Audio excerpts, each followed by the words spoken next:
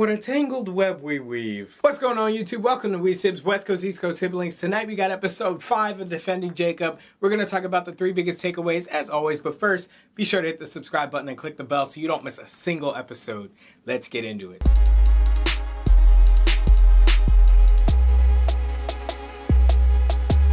So starting off with big takeaway number 1, we have Sarah's big reveal. We knew she was hiding something. We knew there was more to the story. So we find out in this episode that Sarah had actually sent some photos to Ben. They had a little thing going on. Derek, who actually liked Sarah, was protective of her. Derek was then trying to get back at Ben for threatening to expose the pictures of Sarah. He does this first by confiscating Ben's phone during lacrosse practice. Sarah doesn't want any part of this, which frustrates Derek, and they're saying that this somehow gives him motive to want to kill Ben because 2 days later Ben ends up dead. I'm having a hard time making the connection to why Derek would then want to kill Ben. Sarah has already shown that she's not really interested in getting any kind of revenge against Ben, so I think if she didn't even want the phone, why would you think, oh, let me do something even more drastic? Big takeaway number 2 picks off where we left on the last episode with Andy going to meet his father in order to get his father to supply a DNA sample. Now, the meet doesn't actually go well. As we talked about last week, Andy's dad really just seems interested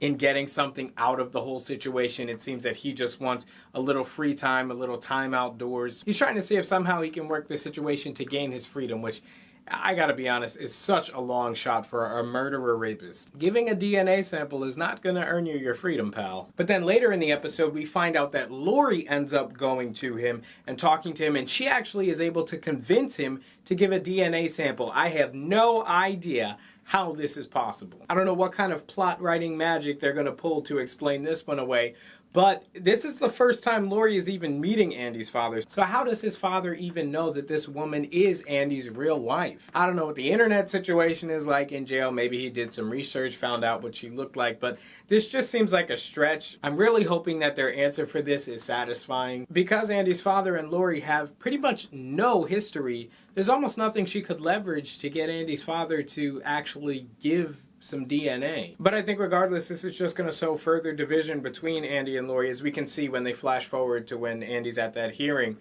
It seems like he and Lori are either not on speaking terms. He doesn't seem very happy when he talks about her at all. This could just be one more straw on the way to breaking the camel's back. Then finally, big takeaway number 3 happens at the end of the episode. They're always leaving it with a cliffhanger. We have Dorchester Boy, the guy who was such a tough guy until Andy came, and then he's like, Mom, make him leave. You know who I'm talking about. The guy Leonard Patz was messing with. Yeah, so he keeps calling Andy from an unknown number, gets to a boiling point at night. He's like, look, if you're gonna keep, calling, just tell me what you have to say. So without getting much more on what that whole thing was about, all we can do is speculate. Now, my speculation would be that Dorchester Boy is somehow aware that Leonard Patz had those photos of Ben on his phone, on his cell phone, and that would pretty much make him suspect number 1. It would be the strongest evidence that they've gotten to date, and it would all but clear Jacob. But again, it's all speculation. He took a puff of the pipe and laid back, so we don't really know what's going to happen, so we'll have to wait till next week. But of course, I want to hear your theories down in the comments below.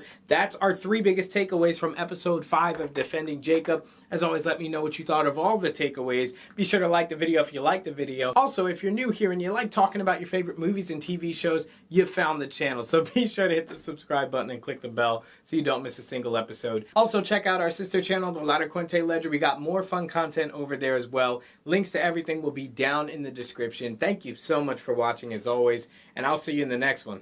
Peace!